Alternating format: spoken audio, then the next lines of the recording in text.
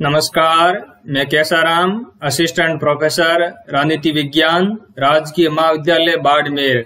आज हम अमेरिका की विशेष संदर्भ में संघात्मक शासन व्यवस्था का अध्ययन करेंगे। संघात्मक शासन व्यवस्था और अमेरिका का संविधान। संघात्मक शासन व्यवस्था का क्या अभिप्राय है? केंद्र और राज्यों के मध्य शक्तियों के विभाजन के आधार पर शासन व्यवस्था को दो भागों के अंतर्गत बांटा जाता है। एक संघात्मक शासन व्यवस्था और दूसरी एकात्मक शासन व्यवस्था। ऐसे देश जहां पर संविधान के अंतर्गत केंद्र और इकाइयों के मध्य शक्तियों का विभाजन कर दिया जाता है, ऐसे देशों के अंतर्गत संघात्मक शासन व्यवस्था पाई जाती है। दुनिया का पहला संघात्मक शासन व्यवस्था वाला देश अमेरिका है। अमेरिका के अंतर्गत 1789 के अंतर्गत संघात्मक शासन व्यवस्था को अपनाया गया। अमेरिका को संघात्मक शासन व्यवस्था के आदर्श उदाहरण के रूप में देखा जाता है। 1776 के अंतर्गत अमेरिका स्वतंत्र हुआ और 1787 के अंतर्गत अमेरिका के संविधान निर्माण के लिए फिलाडेल्फिया कॉन्फ्रेंस नामक संविधान सभा का गठन हुआ। उस समय आरंभ में अमेरिका के अंतर्गत 13 राज्य थे। 1789 के अंतर्गत अमेरिका के अंतर्गत संविधान बनकर के तैयार हुआ और उस संविधान के अंतर्गत संघात्मक शासन व्यवस्था को अपनाया गया। वर्तमान में अमेरिका के अंतर्गत 50 राज्य हैं। अमेरिका के अंतर्गत जिस प्रकार से संघात्मक शासन व्यवस्था को अपनाया गया, उसके अंतर्गत सुरक्षा का कारक है वो महत्वपूर्ण रहा, क्योंकि आरंभ के अंतर्गत अमेरिका में जो 13 राज्य थे, यह एक तरह से स्वतंत्र उपनिवेश थे। यूं कह सकते हैं कि यह स्वतंत्र राज्यों की तरह ही व्यवहार करते थे, लेकिन इन 13 राज्यों ने मिलकर के सुरक्षा की दृष्टिकोण से संघात्मक शासन व्यवस्था को अपनाया। अमेरिका में संघात्मक शासन व्यवस्था की विशेषताएं। अमेरिकी संविधान को अगर हम देखें तो अमेरिका के संविधान के अंतर्गत कहीं पर भी फेडरल या फेडरेशन शब्द का इस्तेमाल नहीं किया गया है, लेकिन अमेरिका के संविधान की अगर हम विशेषताओं को देखें तो उसके अंतर्गत संघात्मक शासन व्यवस्था की प्रकृति है वो स्पष्ट रूप में देखने को मिलती है। और दुनिया का संघात्मक शासन व्यवस्था का जो आदर्श उदाहरण है वो अमेरिका को माना जाता है। अमेरिका के संविधान के अंतर्गत फेडरल सिस्टम की कौन कौन सी विशेषताएं हैं? पहली विशेषता है लिखित संविधान एवं संविधान की सर्वोच्चता। जहां पर संघात्मक शासन व्यवस्था होती है, उस राज्य के अंतर्गत, उस देश के अंतर्गत लिखित संविधान होता है और वह संविधान सर्वोच्च होता है। अमेरिका के अंतर्गत एक लिखित संविधान है और इस संविधान का निर्माण 1787 की फिलाडेल्फिया कॉन्फ्रेंस के द्वारा किया गया और यह संविधान 1789 के अंतर्गत लागू हुआ। इसलिए अमेरिका के संविधान को 1789 का संविधान भी कहा जाता है और इस संविधान के अंतर्गत कुल 7 अनुच्छेद है। दूसरी विशेषता है शक्तियों का विभाजन। अमेरिका के संविधान के अंतर्गत अनुच्छेद 1 के अंतर्गत जो 8वीं उपधारा और 10वीं उपधारा है, उसके अंतर्गत केंद्र एवं इकाइयों के मध्य शक्तियों का विभाजन किया गया है। जहां पर भी संघात्मक शासन व्यवस्था होती है, वहां पर केंद्र और इकाइयों के मध्य संविधान के अंतर्गत शक्तियों का स्पष्ट विभाजन कर दिया जाता है। अमेरिका के संविधान के अंतर्गत इस तरह का शक्तियों के विभाजन का जो उल्लेख है वो आर्टिकल 1 की उपधारा 8 और 10वीं उपधारा के अंतर्गत इस प्रकार के शक्तियों के विभाजन को देखा जा सकता है। अमेरिका के संविधान के अंतर्गत जो यह केंद्र एवं इकाइयों के मध्य शक्तियों का विभाजन किया गया है, उसके अंतर्गत जिस सिद्धांत का उपयोग किया गया है वह सिद्धांत है गणना एवं अवशेष का सिद्धांत। गणना एवं अवशेष के सिद्धांत का अभिप्राय यह होता है कि दोनों पक्षों में से किसी एक पक्ष की शक्तियां गणना करके निश्चित कर दी जाती है और शेष बची हुई जो शक्तियां हैं वो दूसरे पक्ष को प्रदान कर दी जाती है। तो अमेरिका के संविधान के अंतर्गत जो शक्तियों का विभाजन किया गया है उसके अंतर्गत किस सिद्धांत को उपयोग में लिया गया है, वह सिद्धांत है गणना एवं अवशेष का सिद्धांत। इस सिद्धांत के माध्यम से जो केंद्र सरकार की शक्तियां हैं वह संविधान के अंतर्गत निश्चित कर दी गई है और बाकी बची हुई जो अवशिष्ट शक्तियां हैं वो वहां की इकाइयों के पास में हैं, यानी राज्यों के पास में हैं। 10वें संविधान संशोधन द्वारा अमेरिका के संविधान के अंतर्गत शक्तियों के विभाजन को और ज्यादा स्पष्ट करने का प्रयास किया गया। 10वें संविधान संशोधन के द्वारा अमेरिका के संविधान के अंतर्गत एक बात लिखी गई कि वे शक्तियां जो संविधान द्वारा संयुक्त राज्य अमेरिका की सरकार को नहीं दी गई है और न ही राज्यों को मना की गई है, वह शक्तियां राज्यों के लिए या जनता के लिए सुरक्षित है।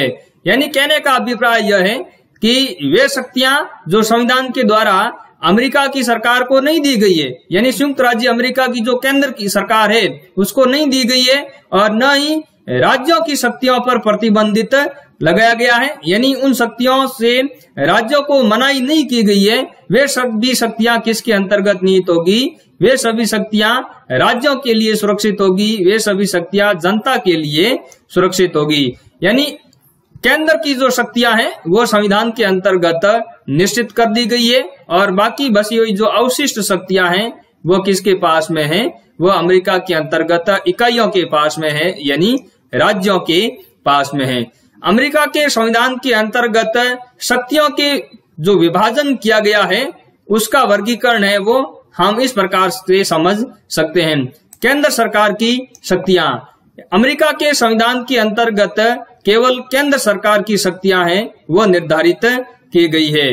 तो केंद्र सरकार की कुछ शक्तियां हैं वो निर्धारित कर दी गई है, जैसे संघीय जिलों का निर्माण करना, यह किसकी शक्ति है? यह केंद्र सरकार की शक्ति है। सुरक्षा सुनिश्चित करना, मुद्रा का निर्माण करना, विदेशी राज्यों के साथ संबंधों का संचालन करना, विदेशी राज्यों के साथ संधियां करना, ये शक्तियां प्रमुखतया केंद्र सरकार की शक्तियां हैं। कुछ ऐसी शक्तियां हैं जिसके ऊपर केंद्र सरकार के लिए प्रतिबंध लगाया गया है, यानी इन शक्तियों का इस्तेमाल केंद्र सरकार नहीं कर सकती, जैसे उपाधियां प्रदान नहीं करना, यानी केंद्र सरकार है वो उपाधियां प्रदान नहीं कर सकती। इसके अलावा राज्य सरकारों की शक्तियां, संविधान के अंतर्गत केवल केंद्र की शक्तियों का निर्धारण किया गया है और संविधान के अंतर्गत जो अवशिष्ट शक्तियां हैं वो किसके पास में है? जो अवशिष्ट शक्तियां हैं वो वहां की इकाइयों को सौंपी गई है, यानी राज्यों को सौंपी गई है। कुछ शक्तियों के ऊपर राज्य सरकारों के लिए प्रतिबंध लगाया गया है, जैसे राज्य सरकारें मुद्रा का निर्माण नहीं कर सकती, विदेशी संबंधों का संचालन नहीं कर सकती। इसके अलावा समवर्ती शक्तियां भी देखने को मिलती है अमेरिका के संविधान के अंतर्गत, जिसका इस्तेमाल केंद्र एवं इकाइयां दोनों समान रूप से कर सकती है, जैसे कर लगाना, सार्वजनिक कल्याण के लिए कोई नीतियां बनाना या कानून बनाना। इस प्रकार की शक्ति है वो केंद्र एवं राज्य दोनों ही समान रूप से इस्तेमाल कर सकते हैं। इसके अलावा अमेरिका के संविधान के अंतर्गत निहित शक्तियों का सिद्धांत है वो भी देखने को मिलता है। निहित शक्तियों के सिद्धांत का क्या अभिप्राय है? निहित शक्तियों के सिद्धांत का यह अभिप्राय है कि कांग्रेस को संविधान द्वारा जो शक्तियां प्रदत्त की गई है उनके संचालन के लिए सभी प्रकार के आवश्यक एवं उचित कानून बनाने की शक्ति किसके पास में है? वह है केंद्र सरकार के पास में, यानी व्यवस्थापिका के पास में, यानी कांग्रेस के पास में। लेकिन ये निहित शक्तियां कौन सी शक्तियां होगी, इसका अंतिम निर्धारण कौन करेगा? इसका अंतिम निर्धारण करने की शक्ति है वो सर्वोच्च न्यायालय के पास में है। निहित शक्तियों के सिद्धांत का सीधा सा अभिप्राय यह है कि कांग्रेस को संविधान द्वारा जो भी शक्तियां प्रदान की गई है उनके संचालन के लिए अगर किसी प्रकार के कानून की आवश्यकता है, किसी प्रकार के आवश्यक नीति की आवश्यकता है, तो इस प्रकार का आवश्यक एवं उचित कानून बनाने की शक्ति है वो किसके पास में है? वह कांग्रेस के पास में है। इस प्रकार की शक्तियों को क्या कहा जाता है? इस प्रकार की शक्तियों को निहित शक्तियों का सिद्धांत कहा जाता है, थ्योरी ऑफ इम्प्लाइड पावर्स कहा जाता है। लेकिन निहित शक्तियां कौन सी होगी इसका निर्धारण करने की शक्ति किसके पास में है? इसका अंतिम निर्धारण करने की जो शक्ति है वो सर्वोच्च न्यायालय के पास में है। अगली विशेषता है अमेरिका के संघात्मक शासन व्यवस्था की स्वतंत्र एवं सर्वोच्च न्यायपालिका। अमेरिका के संविधान के अंतर्गत स्वतंत्र एवं सर्वोच्च न्यायपालिका की स्थापना की गई है।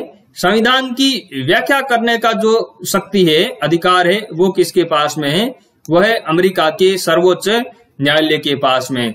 अगर केंद्र एवं वहां की इकाइयों के मध्य किसी प्रकार का अगर कोई विवाद होता है तो इस प्रकार के विवादों का अंतिम निर्णय किसके द्वारा किया जाता है? इस प्रकार के विवादों का अंतिम निर्णय करने की जो शक्ति है वो अमेरिका के सर्वोच्च न्यायालय के पास में है।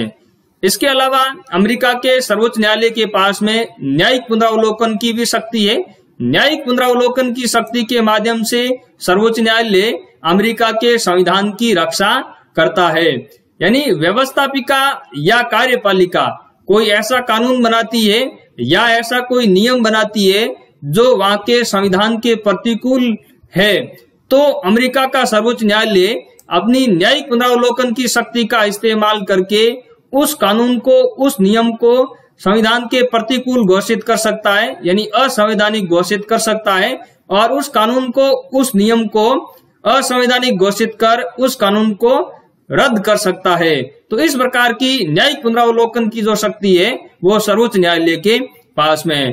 इस प्रकार अमेरिका के संविधान के अंतर्गत एक स्वतंत्र एवं सर्वोच्च न्यायपालिका की स्थापना की गई है, जो कि अमेरिका के संविधान के अंतर्गत संविधान की रक्षा करने का कार्य करता है, संविधान की व्याख्या करने का कार्य करता है, और केंद्र एवं इकाइयों के मध्य अगर किसी प्रकार का विवाद होता है तो उसका निपटारा सर्वोच्च न्यायालय के द्वारा किया जाता है। अगली विशेषता है दोहरी नागरिकता। अमेरिका के संविधान के अंतर्गत दोहरी नागरिकता देखने को मिलती है। अमेरिका के अंतर्गत एक व्यक्ति को एक तरफ संघ की नागरिकता प्राप्त होती है और दूसरी तरफ वह जिस राज्य का निवासी है उसकी नागरिकता प्राप्त होती है। यानी अमेरिका के संविधान के अंतर्गत दोहरी नागरिकता देखने को मिलती है। यह अमेरिका के संविधान की जो संघात्मक शासन व्यवस्था की प्रमुख विशेषताओं में से एक विशेषता है। इसके अलावा दूसरे सदन के अंतर्गत राज्यों का एक समान प्रतिनिधित्व है। प्रत्येक राज्य से 2 सदस्य निर्वाचित होकर के आते हैं। कुल कितने राज्य अमेरिका के अंतर्गत? कुल राज्यों की संख्या है 50, और कुल जो सदस्य निर्वाचित होकर के आते हैं सीनेट के अंतर्गत वो है 100 सदस्य। यानी अमेरिका के अंतर्गत जो व्यवस्थापिका का दूसरा सदन है सीनेट, उसके अंतर्गत प्रत्येक राज्य का एक समान प्रतिनिधित्व है। यानी जनसंख्या के आधार पर यहाँ पर सीनेट के अंतर्गत प्रतिनिधित्व नहीं दिया गया है, बल्कि प्रत्येक राज्य को एक समान प्रतिनिधित्व दिया गया है। प्रत्येक राज्य से सीनेट के अंतर्गत 2 सदस्य निर्वाचित होकर के आते हैं। इसके अलावा अमेरिका के संविधान के अंतर्गत जो संविधान संशोधन की प्रणाली अपनाई गई है उसके अंतर्गत इकाइयों की यानी राज्यों की भूमिका है वो महत्वपूर्ण है। राज्यों की भूमिका पर भी बल दिया गया है। यहाँ पर अमेरिका के संविधान के अंतर्गत अगर कोई संशोधन करना है तो कांग्रेस के द्वारा प्रस्ताव रखा जा सकता है। कांग्रेस के अलावा राज्यों के द्वारा भी संविधान संशोधन के लिए कांग्रेस के समक्ष संविधान संशोधन का प्रस्ताव है वो रखा जा सकता है। कम से कम 2/3 राज्यों की विधानसभा संविधान संशोधन के लिए कांग्रेस से आग्रह कर सकती है और संविधान संशोधन का प्रस्ताव है वो रख सकती है। अमेरिका के संविधान के अंतर्गत जब संविधान संशोधन पारित किया जाता है तब उसके ऊपर कम से कम 3/4 राज्यों के विधानमंडल की पुष्टि है वो अनिवार्य है।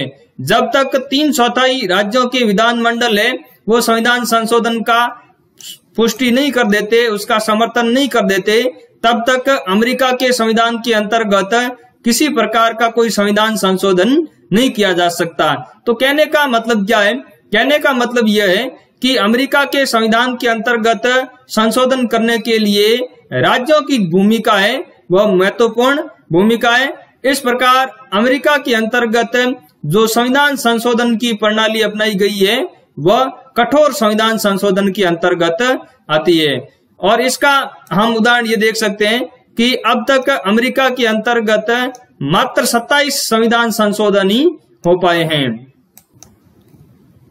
इसके अलावा अमेरिका के अंतर्गत राज्यों के अलग संविधान है, यानी संयुक्त राज्य अमेरिका का संविधान है, और संयुक्त राज्य अमेरिका के अंतर्गत जो इकाइयां हैं, राज्य हैं, उनके भी अलग संविधान है। लेकिन अलग संविधान के लिए दो तरह की शर्त रखी गई है। एक शर्त है कि वह संविधान है वो गणराज्य के अनुरूप होना चाहिए, और दूसरा वह संविधान संघीय शासन व्यवस्था के अनुरूप होना चाहिए। अमेरिका के अंतर्गत जो राज्यों के गवर्नर है वो जनता के द्वारा प्रत्यक्ष रूप से निर्वाचित होते हैं। भारत की तरह अमेरिका के अंतर्गत राज्यों के गवर्नरों की राष्ट्रपति के द्वारा नियुक्ति नहीं की जाती है, बल्कि अमेरिका के अंतर्गत राज्यों के जो राज्यपाल यानी गवर्नर होते हैं वो जनता के द्वारा प्रत्यक्ष रूप से निर्वाचित होते हैं, और केंद्र सरकार के द्वारा इन राज्यपालों को हटाया भी नहीं जा सकता। इन राज्यों के जो गवर्नर होते हैं वो संबंधित राज्य का विधानमंडल है वो महाभियोग की प्रक्रिया के माध्यम से ही उन गवर्नरों को हटा सकता है। इसके अलावा राज्यों की बिना सहमति के केंद्र सरकार राज्यों के नाम, क्षेत्र एवं सीमाओं के अंतर्गत किसी प्रकार का कोई परिवर्तन नहीं कर सकती। तो ये अमेरिका की संघात्मक शासन व्यवस्था की विशेषताएं हैं जो अमेरिका के संविधान के अंतर्गत देखने को मिलती है।